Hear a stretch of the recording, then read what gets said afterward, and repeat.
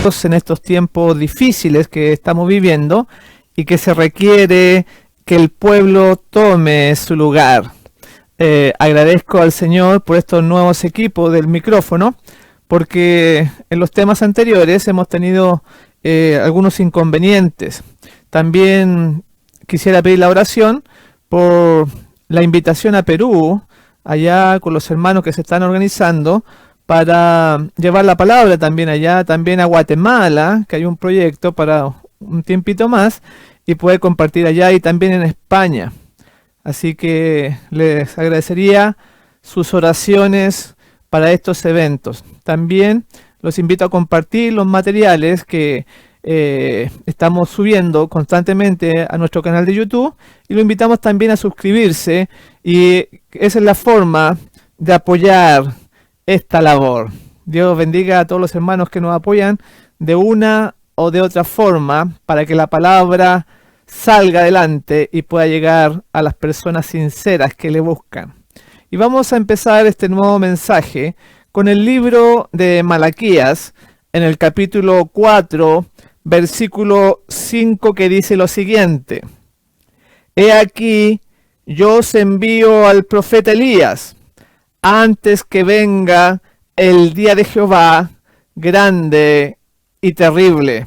Ya casi concluyendo el libro, el profeta nos muestra esta profecía acerca de este varón tremendo que vivió, que existió, que es real, pero ahora lo presenta más ampliamente para el tiempo del fin, antes de que venga el día grande y terrible, dice ahí. Sigue diciendo en el versículo 6, hablando de este profeta Elías: Él hará volver el corazón de los padres hacia los hijos, y el corazón de los hijos hacia los padres, no sea que yo venga y hiera la tierra con maldición. Y ahí menciona la labor maravillosa que está destinado este profeta, pero que ahora va a ser un movimiento, va a ser un grupo de personas que van a tener el espíritu de Elías, con el celo, con el fervor, con el amor que él tenía. Y dice que tiene que ser así, porque si no va a venir que va a ser herida la tierra con maldición. Y eso es lo que nunca se predica tampoco, porque en la Biblia hay bendiciones, pero también hay maldiciones. Y ahí la está mencionando ya en el contexto de su segunda venida.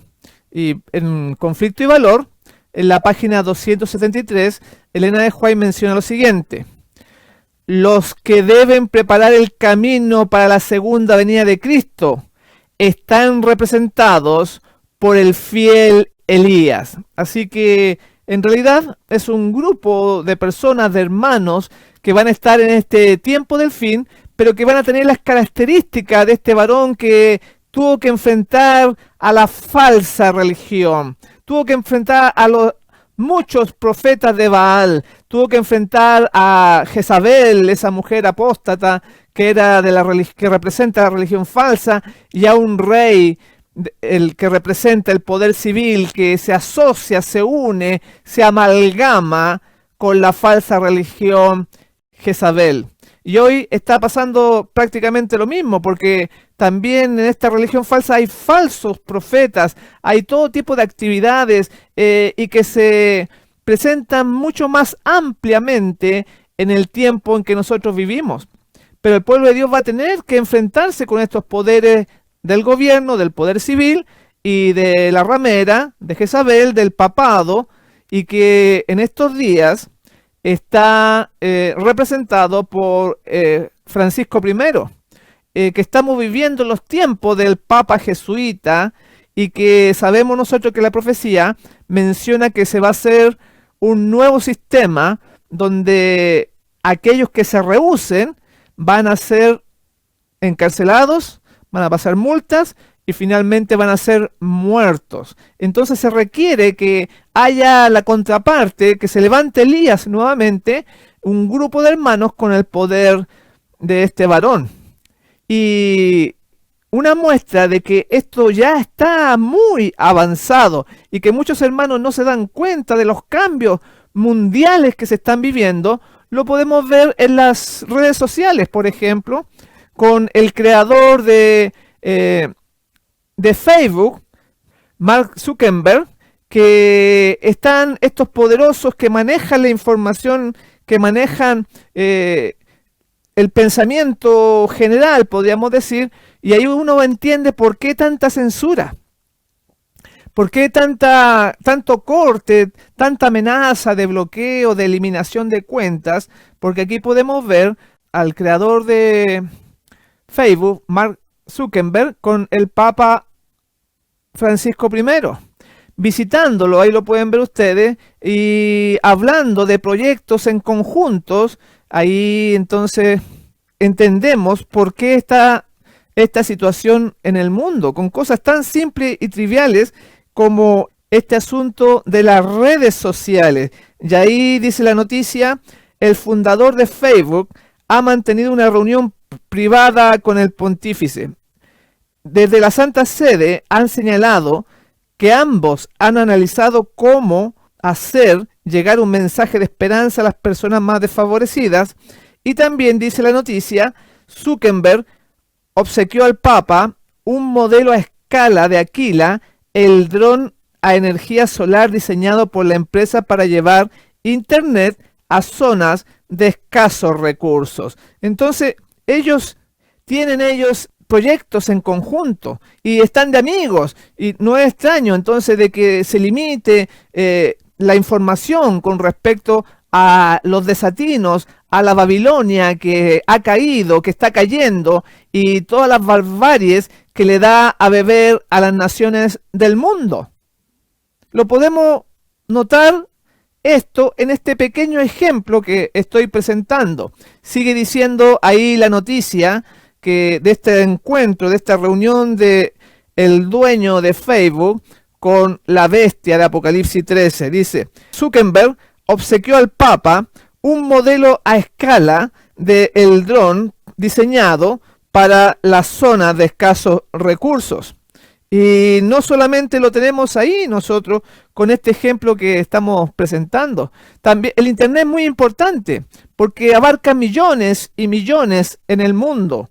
También sabían ustedes que aquel navegador de Google, que es el más famoso que se conoce, que se usa, también aliado con Francisco I, con el pontífice romano, reuniéndose, como estamos viendo ahí, reuniéndose con el principal Eric Schmidt, quien es el presidente de la matriz de Google, que acudió o acudiría en ese tiempo al Vaticano a una reunión que iba a durar 15 minutos. O sea, las principales fuentes de información, de difusión, entonces están reuniéndose con el poder de Roma.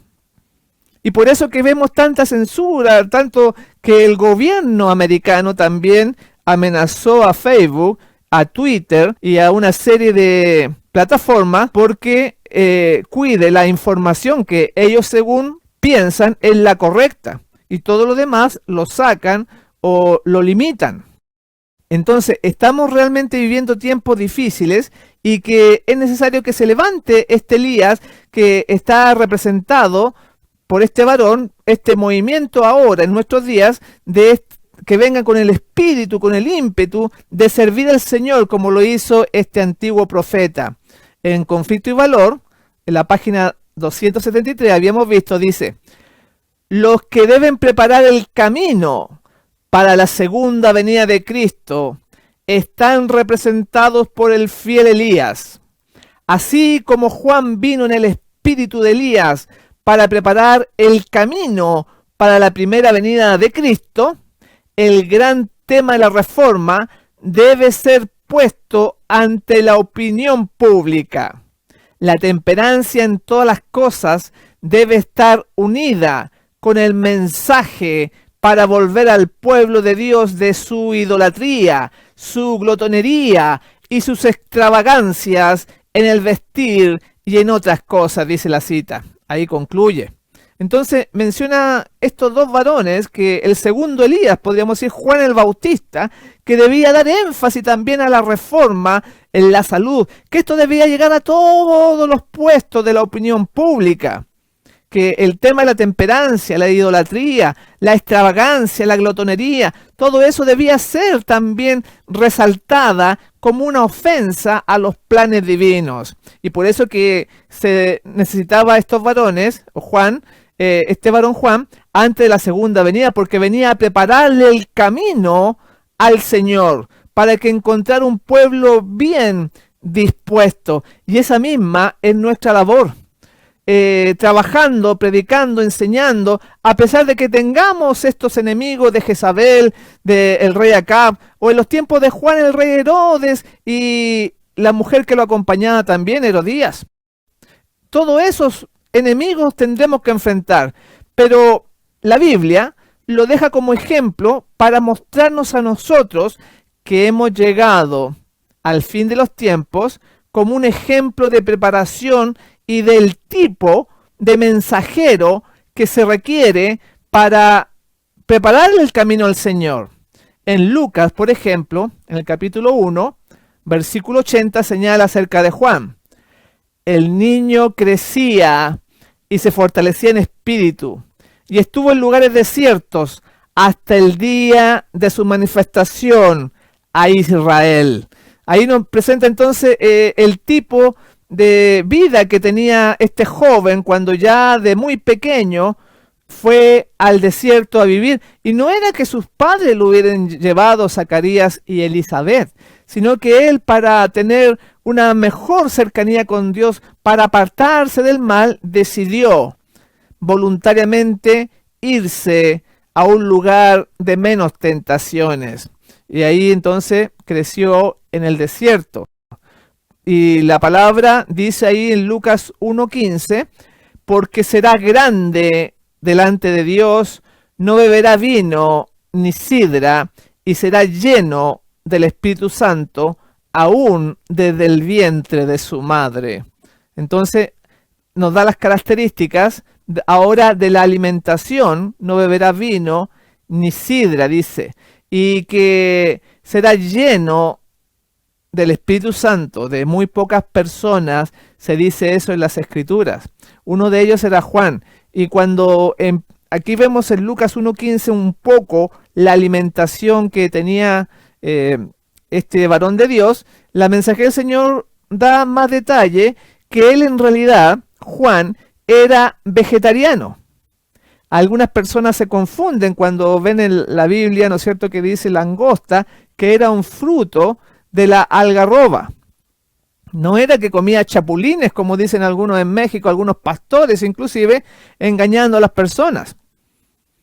En Consejos sobre Salud, en la página 72 señala, hablando de Juan, su alimentación completamente vegetariana, de algarrobas y miel silvestre, constituía una reprensión contra la complacencia de los apetitos y la glotonería, prevalecientes por doquier.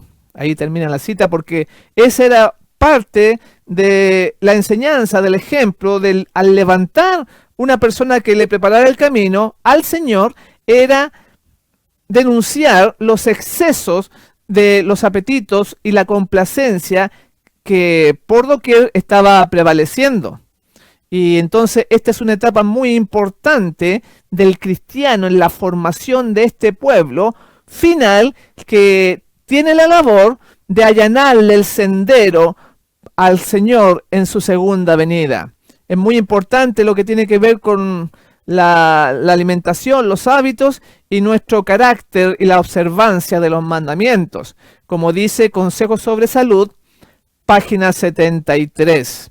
Dice así: quien quiera que rechaza la luz que se le da sobre un asunto, predispone su corazón al rechazo de la luz sobre otros.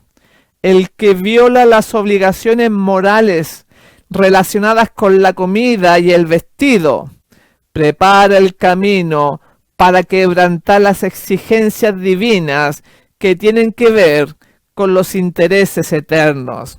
Así que está relacionado el tema de los hábitos, de las leyes morales relacionadas con la comida, dice acá, y el vestido, con nuestro proceder, con las exigencias divinas que tienen que ver con intereses eternos, señala la cita. Y algo muy simple que se ve cotidianamente, y lo voy a poner de ejemplo, para que ustedes vean por qué se necesita destacar estos varones que el Señor lo dejó así para preparar un pueblo. Por ejemplo, a muchos niños, incluso dentro de la iglesia adventista del séptimo día, tienen en su alimentación el comer gomitas. Estas gomitas tan comunes que son de colores, que de distintas formas, de osito, de conejito, y que a los jóvenes, a los pequeños les dan con tanta facilidad. Y nos vamos a dar cuenta de que ahí no es algo vegetariano, como decía la cita que a Juan se le da una dieta vegetariana, sino que está hecha de alimentos que no son vegetales, son de origen animal. Estas primeras gomitas datan del año 1920, cuando el alemán Hans Riegel abrió su empresa de dulces. En un inicio, estas golosinas que se vendían eran duras y no tenían mucho color. Entonces, como él, la fábrica que tenía estaba en su casa, comenzó a experimentar con otros ingredientes y tiempo después creó un dulce suave con sabor a fruta a base de grenetina. Ahí estamos viendo algunos dulces que son compuestos de grenetina. ¿Y de qué está hecha? Porque aquí vamos al punto. ¿Cómo la hacen esta grenetina? Esta sustancia, que es incolora, es sin sabor, no tiene sabor, es derivado del colágeno y se obtiene mediante la ebullición que se pone a 140 grados de ciertos animales que vamos a ver, tales como la piel, ya sea de cerdo o de vaca, algunos tendones, parte del animal de los tendones, se hace una ebullición, los ligamentos y huesos también de vacas y de cerdos. Grenetina o gelatina se elabora a base de piel, cartílago, pezuñas y huesos de cerdo, vacas, pollo e incluso de peces. Ya hemos visto hace años atrás el tema de las vacas locas, que se producía esta enfermedad porque los animales le daba hueso molido en la alimentación. Y esto que estoy mencionando también ahora es en la alimentación del ser humano. Y en algo tan inofensivo, que aparentemente es inofensivo, y muchos padres se lo dan a sus hijos, a los pequeños. Entonces, estas gomitas que están en el mercado son a base de desechos de animales. Los pedazos de animal son esterilizados en 140 grados Celsius y luego pasan por un proceso de que se trituran y pasan por un riguroso proceso de convertirlo hasta en polvo para preparar la grenetina, y que posteriormente esta se adiciona el color y el sabor para crear estas gomitas. Y ahí mencionaba entonces que la alimentación en el pueblo de Dios era muy importante. Y ahora tenemos con el asunto de esta pandemia, que el asunto del gel, el alcohol gel que se pone cuando a uno lo obligan a las personas, cuando va a un cine, cuando va a un supermercado, cuando va a un lugar público, se ponen los guardias en la puerta y obligan a las personas a ponerse este líquido, que también todo lo que es gel, la mayoría, lo que es gel es de origen animal y en algunos casos hasta de cerdo. Por eso es muy bueno andar con su propia alcohol, no alcohol gel, sino que alcohol en una botellita. Porque el enemigo lo ha hecho de tal forma que está tratando de entrampar al pueblo de muchas formas, sin que la gente se dé cuenta. Por eso que las características de Juan también tenían que ver con tener una visión espiritual más clara de los embates, de las trampas del enemigo. También tenemos la mensaje del Señor, que nos habla en Mayordomía Cristiana, en la página 280, que dice así: la salud es una bendición inestimable, que está más íntimamente relacionada con la conciencia y la religión de la que muchos se dan cuenta. Tiene mucho que ver con la capacidad de uno para servir y debe ser guardada en forma tan sagrada como el carácter, porque cuanto más perfecta sea la salud, tanto más perfectos serán también nuestros esfuerzos para progresar la causa de Dios y beneficiar a la humanidad. Así que ahí nos habla de la importancia que mientras mejor salud tengamos, mejores van a ser nuestros esfuerzos de ayuda, de servicio, de ayuda al prójimo, como lo dijo el maestro. Así que es muy importante esta partecita. Y viendo la vida de estos varones, tanto de Elías como de Juan, entendemos cómo ve Dios las cosas, cómo debe ser los hábitos que el pueblo tiene que desarrollar para poder llevar estos grandes mensajes y enfrentarse a estos poderes globales representados por el rey Acab, por Jezabel y por los falsos profetas. Y aquí muestra la preparación que se le dio a Juan el Bautista. Está en el deseado de todas las gentes, en la página 76, que dice así: en el orden natural de las cosas, el hijo de Zacarías habría sido educado para el sacerdocio, pero la educación de las escuelas rabínicas le habría arruinado para su obra. Dios no lo envió a los maestros de teología para que aprendiese a interpretar las escrituras. Le llamó al desierto para que aprendiese de la naturaleza y del Dios de la naturaleza. Entonces acá vemos que lo más normal hubiera sido que Juan hubiera sido sacerdote por parte de su padre, ¿no? Que él también era sacerdote. Pero dice que no fue enviado a la escuela rabínica, porque eso dice que le había arruinado para el ministerio, porque ya desde esos años los maestros de teología estaban habían enturbiado la palabra de Dios, le habían mezclado con tradiciones humanas aún dentro de un pueblo religioso. Y eso es lo que piensan hoy en día muchas personas, que es necesario estudiar, sobre todo en las universidades adventistas, donde la teología y todo tipo de enredo ahí adentro, pero que la gente lo valora cuando en realidad el pastorado o el ministro, el ser ministro es un don, no una profesión. Y algunos lo ven así como que es una carrera de arquitectura o una carrera de ingeniería que necesita pasar por un instituto, una universidad, pero las cosas de Dios no es así. El Señor sabe a quién escoger. Y entonces dice que ya desde esos tiempos las escuelas donde se enseñaba teología estaban corrompidas, y por eso que Juan no fue enviado ahí. También tenemos que la ropa de él, la vestimenta, porque la cita hablaba de esas dos cosas, de la reforma y también la reforma en el vestido, dice que era muy simple la de Juan. En el deseado, en la página 77 también lo dice: su ropa era la de los antiguos profetas, un manto de pelo de camello ceñido a sus lomos por un cinturón de cuero. Comía langosta y miel silvestre, que hallaba en el desierto, y bebía del agua pura de las colinas. Es una alimentación muy simple, muy natural, y eso de que se vestía de ropas de manto de pelo, en los temas anteriores vimos cómo increíblemente están apareciendo personas, hermanos, predicando con túnicas con piel de animales. Muy humilde, muy simple, y se paran en las calles y empiezan a dar el mensaje. Me parece que en el tema anterior puse un video de lo que está aconteciendo, por ejemplo, en Roma, en la Plaza San Pedro, como llegaron ahí y empezaron a predicar, ahí denunciando al papado.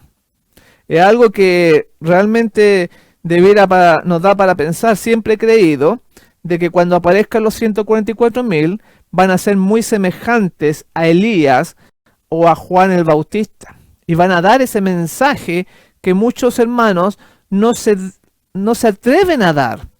Ojalá que usted sea parte de aquellos que valoran este mensaje y lo da a conocer a otros, ya sea por radio, por televisión, por una predicación en el templo, por un volante, un folleto, pero que sea parte de este gran engranaje, de esta gran cadena que sirve para llevar el evangelio a cuantos podamos. Y sin embargo, apareciendo estos varones predicando ya con estas ropas, que no les da vergüenza ni nada. Por otro lado tenemos a la Universidad de Loma Linda, que hemos mencionado también en otras ocasiones, como el tema de los hospitales y las clínicas está muy avanzado, el tema de las operaciones que se realizan para cambiar de sexo a la persona. Y aquí estamos viendo este artículo en pantalla donde menciona por la Universidad Loma Linda, que es la universidad adventista muy conocida, menciona ahí la discriminación transgénero en la atención médica. Y en ese artículo aparece una defensa de esta universidad hacia las personas que se realizan estas operaciones cuando es algo totalmente contrario a la voluntad de Dios. Si una persona nació hombre, la voluntad de Dios es que se quede como hombre y que no se opere y ahora sea una mujer. Increíblemente, esta institución, y así hay muchas, estamos poniendo un ejemplo, habla en favor de este tipo de cosas y que son discriminados, dice ahí. Realmente el mundo está al revés. Y nos recordamos que hace ya más de 100 años se incendió un incendio en la imprenta en Battle Creek, allá en Michigan, cuando estaba la Conferencia General Adventista, estaba en ese lugar. ¿Por qué se incendió? Porque se habían desviado ya desde esos años de los principios correctos al estar imprimiendo libros panteístas. Claro, muchas personas no saben esta historia, ni se deja que se predique en los púlpitos, porque la gente se confunde, se alborota, se enojan que estén predicando eso y sacan al predicador. Cuando la hermana Juaya agradece en esta situación porque no se perdió ninguna vida, pero ella escribió que en visión ella vio a un ángel de Dios que provocó ese incendio por estar haciendo cosas incorrectas. Estas instituciones se han aliado con el mundo, lamentablemente. Y este es otro ejemplo por qué tiene que ser levantado este Elías, este Juan Bautista moderno, para denunciar todo lo que está sucediendo y así mostrar el camino, la senda correcta, preparando a un pueblo para la segunda venida. ¿Y qué se está haciendo hoy en día? Cuando vemos que en la misma medicina está el símbolo de esa serpiente alada, que representa al enemigo. Y ahí está, porque esta medicina no es la medicina de Dios. La medicina de Dios son los simples remedios de la naturaleza. Y lamentablemente se ha alejado el pueblo de estas indicaciones por los que les enseñan, por los que le predican, por los que le ocultan las cosas, porque toda la gente se nos viene encima, porque nos llaman fanáticos, extremistas, se nos inventan cosas, se nos hacen Photoshop, por ejemplo, le cortan la cabeza a una foto nuestra y la ponen ahí en otra foto. Es muy fácil atacar hoy en día, pero no importa, porque la Biblia dice que es necesario que nosotros menguemos y Él crezca para la gloria de su nombre. En la Review and Herald de agosto de 1893 habla una cita tremenda que quiero compartirles en cuanto a este alejamiento, en cuanto a aquellos que han tenido esta gran luz, pero que no han andado en ella. Dice así: y tú, Capernaum, adventista del séptimo día, que has tenido gran luz, que eres levantada hasta el cielo en materia de privilegios, hasta el Hades serás abatida, porque si en Sodoma se hubieran hecho los milagros que han sido hechos en ti, habrían permanecido hasta el día de hoy. Una muy fuerte sentencia, mencionando que se compara ahí con Capernaum, que tiene mucha luz, pero que va a ser abatida. Porque este asunto no es solamente de nombre, decirse ya me bauticé, ya soy parte del pueblo de Dios.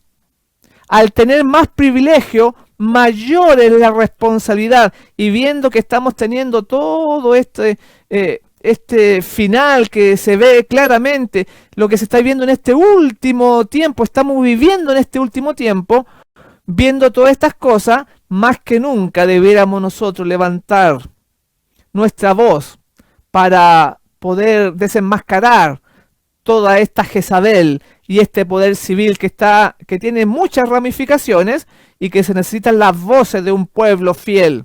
En el Salmo 119, 158 señala: veía a los prevaricadores y me disgustaba porque no guardaban tus palabras. La inspiración nos muestra de que uno no se puede quedar quieto. No se puede quedar durmiendo tranquilo en silencio.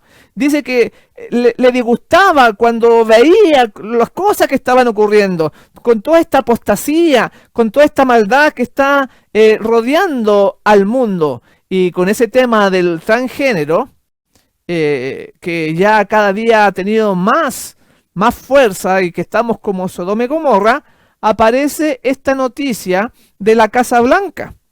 Porque antes era como que ellos decían ante la ideología de género que se nos entregaba, que como todas las iniciativas de ingeniería social anteriores, que era casi una súplica que nos decían: ¿qué te importa lo que hagan los demás? A ti nadie te obliga. Eso era antes. Pero ahora la Casa Blanca, la secretaria de prensa de la Casa Blanca, Jen Psaki, hizo las siguientes declaraciones. Que ella amenaza a los padres que se opongan al cambio de sexo de sus hijos. Antes nos decían: ¿qué te importa lo que le pasa a los demás? Pero ahora es ya casi una obligación con este nuevo presidente Joe Biden, que tiene estas tendencias, ¿no es cierto?, que él cambió, que antes no las aceptaba, pero ahora las da a conocer y las da a imponer también. En una reciente rueda de prensa, ella, la secretaria, envió un mensaje, mis hermanos, amenazante a los padres y a los estados de Estados Unidos que se opongan a operaciones de reasignación de género para sus hijos. Vean que esto es grave, esto no es cualquier cosa. Han advertido, abro comillas, habrá consecuencias, dijo. O sea, si el hijo menor no tiene la edad o no puede tomarse una cerveza, supongamos, ni someterse a un tratamiento sin el permiso expreso de los padres, pero si ocurre que el joven o el niño no está contento o contenta con su género, podrá someterse a una mutilación sin que pueda hacerse nada. Abro comillas en cuanto a la declaración de Psaki. Dice: en todo el país, como hemos hablado un poco aquí, los funcionarios electos republicanos están participando de una tendencia cínica e inquietante de atacar a los niños transgénero vulnerables por razones políticas puramente partidistas. O sea, ella está dando como un razonamiento, como una base, porque ellos están amenazando con este asunto de obligar, de que los padres no pueden intervenir si el joven menor de edad quiere cambiarse de sexo. Es una barbarie los tiempos que estamos viviendo. Por eso que Elías fue perseguido, Juan el Bautista fue encarcelado y después muerto.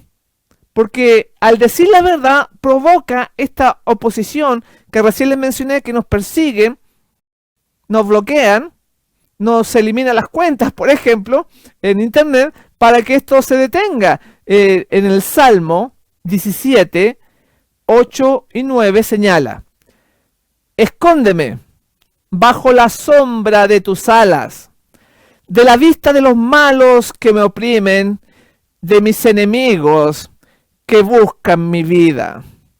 Porque esto siempre va a ser así, siempre se repite. Al vivir más piadosamente, es cuando más se levanta el enemigo. Y hoy vemos que no hay oposición. Hoy día vemos que no hay persecución. Pero acá menciona de que hay enemigos que buscan nuestra vida. En el conflicto, en la página 628 también señala algo.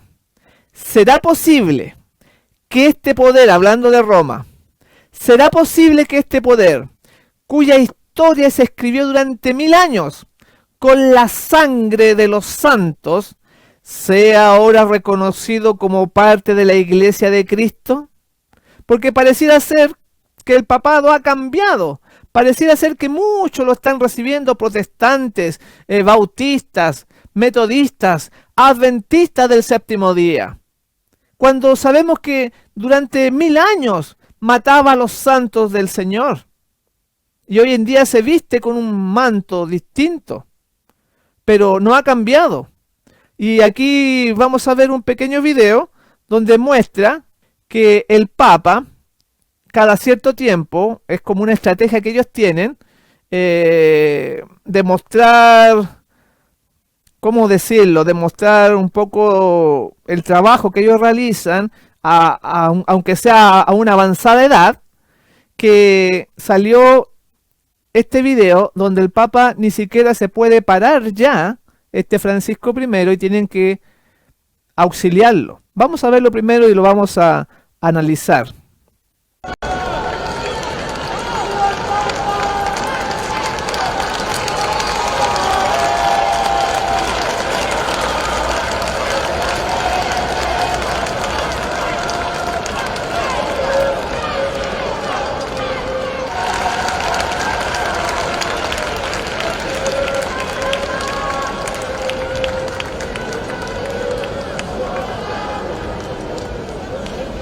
Es algo que cada cierto tiempo lo hemos visto, ya con Juan Pablo II, que también estaba en una muy avanzada edad, pero que la imagen o lo que quiere mandar Roma, comunicar a las personas, es hasta un cierto grado de compasión, que la multitud se pueda compadecer al verlo tan viejito y que apenas se mueve y que están siempre muy enfermos y que están ahí hasta que se mueren de viejos.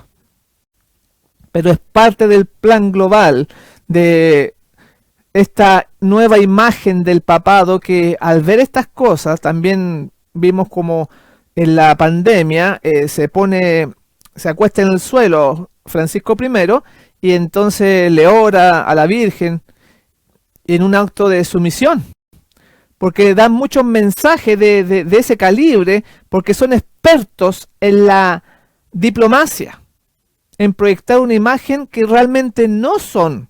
Y por eso que ahí la cita decía que cómo se podría considerar a este poder, se podría considerar como la Iglesia de Cristo. También dice en el conflicto, en la página 628, dice: se ha verificado un cambio, pero no es el papado el que ha cambiado. El catolicismo se parece mucho en verdad al protestantismo de hoy día, debido a lo mucho que éste ha degenerado desde los días de los reformadores. Y ahí en esta cita nos presenta que en realidad el que ha cambiado es el protestantismo y no Roma, porque ellos nunca van a cambiar, no se confundan, a pesar de todas las uniones y reuniones también que hace, por ejemplo, la conferencia adventista con ellos. Sigue diciendo ahora en la página 553, dice: el tono pacífico que Roma emplea en los Estados Unidos no implica un cambio de sentimientos. Es tolerante cuando es impotente. El obispo O'Connor dice: la libertad religiosa se soporta tan solo hasta que se pueda practicar lo opuesto, sin peligro para el mundo católico. El arzobispo de San Luis dijo un día: la herejía y la incredulidad son crímenes, y en los países cristianos como Italia y España, por ejemplo, donde todo el pueblo es católico y donde la religión católica es parte esencial de la ley del país, se las castiga como a los demás crímenes, simplemente hablando de la incredulidad, de que no les creen a los católicos. Dice que son crímenes, a ese nivel lo pone, porque si ellos pudieran coartar nuevamente la libertad de conciencia, quemar la Biblia, ellos lo harían, la harían desaparecer, para que, como en el pasado, en la Edad Media, ellos sean los instrumentos para dar la palabra de Dios, tergiversada, obviamente. Por eso no es de extrañarse que salió esta noticia ahí que estamos viendo, donde el Papa menciona acerca de los predicadores ahora, los predicadores de Internet, cómo ellos son muy astutos y tienen muy claro para dónde va el asunto, más que muchos adventistas que piensan que ha cambiado. Ahí la noticia nos muestra lo que sucedió cuando él estaba dando una charla. El Papa, dice la noticia, alerta en la audiencia general sobre los falsos predicadores, esos predicadores por internet. Dice así: esto ocurrió el año pasado, el 23 de junio del año 2021. Dice: el Papa alerta en la audiencia general sobre los falsos predicadores.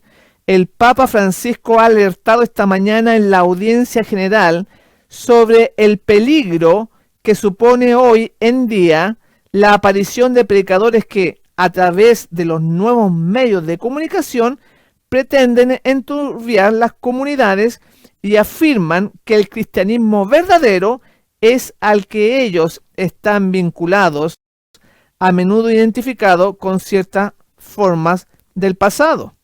O sea, dando a entender de que son fanáticos que se apegan mucho a la letra.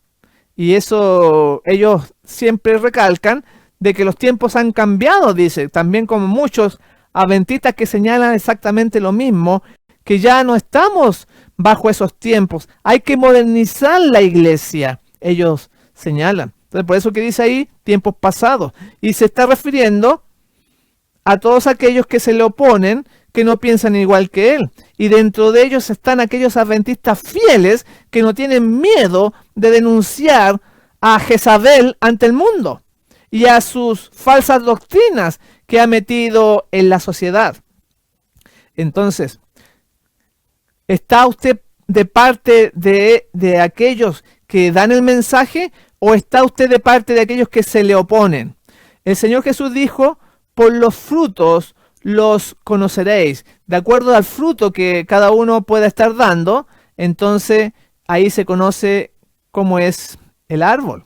Y en el conflicto, ahora en la página 629 vamos a dar otra cita. Dice así: un estudio de la Biblia hecho con oración mostraría a los protestantes el verdadero carácter del papado y se lo haría aborrecer.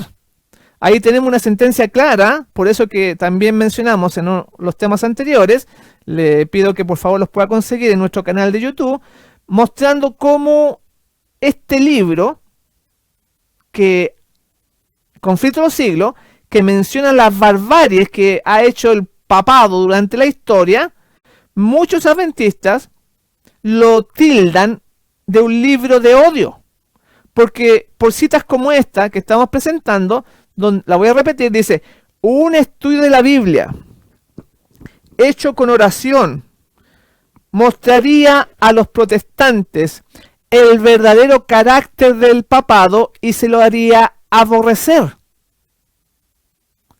Y por eso que se ha cercenado, como dijimos, le han quitado partes a este Conflicto de los Siglos, donde habla del papado y de la Virgen María. Ahora también en la página 628 dice: el Papa es precisamente lo que la profecía declaró que sería, la apostasía de los postreros días. Así que no nos podemos confundir pensando de que este poder ha cambiado, sino que está sediento de la sangre de los mártires de Jesús, solo que no puede, que todavía hay limitaciones, pero ya estos tiempos de libertad que estamos gozando, muy pronto las puertas se van a cerrar al mensaje. Y el tiempo que no hemos aprovechado, después vamos a tener que predicar en medio de una terrible persecución. Por eso damos gracias a Dios siempre por permitirnos llevar esta palabra. En el Salmo 101, versículo 2 dice: entenderé el camino de la perfección cuando vengas a mí. En la integridad de mi corazón andaré en medio de mi casa. Porque para realmente dar los mensajes tiene que haber una unión con el Señor, con Dios. Tiene que haber esa perfección, verla cuando Él viene a nuestro ser, a nuestra vida, y ahí también nos da lo que se conoce como el discernimiento para poder enseñar, para poder darnos cuenta de los ardides ataques de este enemigo que está por doquier. También hay otra cita que nos menciona esto, en Dios nos cuida, en la página 363. Debemos contemplar al hombre Cristo Jesús, en quien habita plenamente la perfección de la justicia y la santidad. Él es el autor y consumador de nuestra fe.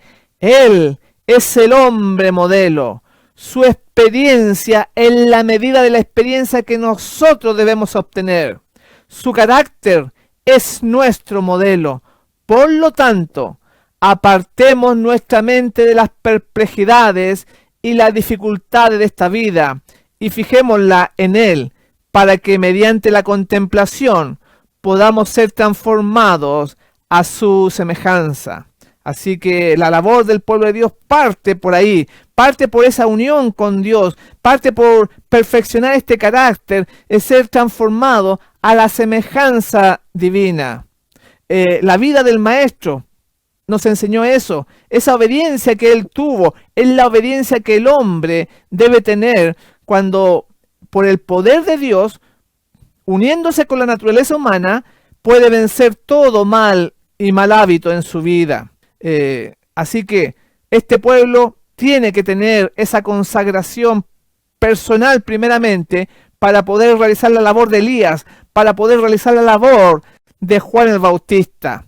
En 2 de Pedro 1, 3, 4 dice así: una promesa, una grandísima promesa para aquellos que se sienten alejados de Dios, se sienten que no son tomados en cuenta y que al ver este lugar que debemos tener en la historia, se sienten muy indignos. Pero hay una promesa de parte de Dios. Vean por favor: como todas las cosas que pertenecen a la vida y a la piedad, nos han sido dadas por su divino poder, mediante el conocimiento de aquel que nos llamó por su gloria y excelencia, por medio de las cuales nos ha dado preciosas y grandísimas promesas, para que por ellas llegaseis a ser participantes de la naturaleza divina, habiendo huido de la corrupción que hay en el mundo a causa de la concupiscencia. Gloria al Señor por eso,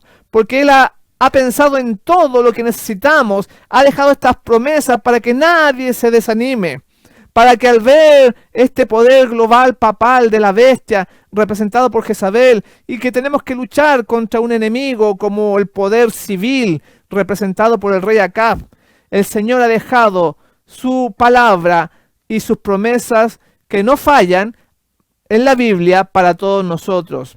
Y cada cosa que podamos vivir, que podamos experimentar, podemos estar seguros de estar de la mano del Señor, y entonces Él va a guiar toda nuestra vida, todo lo que nos acontezca, todas las tribulaciones, sufrimientos, padecimientos que podamos tener. En el deseado, en la página 198 dice: Dios no conduce nunca a sus hijos de otra manera que la que ellos elegirían si pudiesen ver el fin desde el principio y discernir la gloria del propósito que están cumpliendo como colaboradores suyos. Así que siempre el Señor va adelante de nosotros, que lo que nosotros pudiéramos elegir, Él sabe mejor lo que debíamos elegir. Él ve el fin desde el principio de todas las cosas. Es una maravilla, podemos confiar en el Señor. Y ante esta gran obra, ante esta gran lucha, ante esta gran guerra espiritual, puedes ser tu soldado de Jesucristo. Y comenzamos este mensaje diciendo: he aquí, yo os envío al profeta Elías, antes que venga el día de Jehová, grande y terrible. Así que seas tu parte de este movimiento mundial que va a preparar el camino del Señor. En el Salmo 17, 8, 9 habíamos dicho: escóndeme bajo la sombra de tus alas, de la vista de los malos que me oprimen, de mis enemigos que buscan mi vida.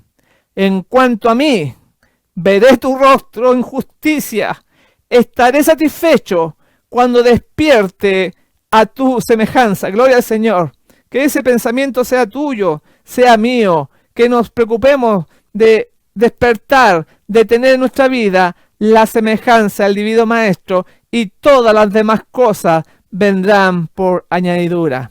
Estoy muy contento de haber compartido este nuevo mensaje con ustedes y me despido deseándoles que el Señor Jesús les bendiga a todos ricamente.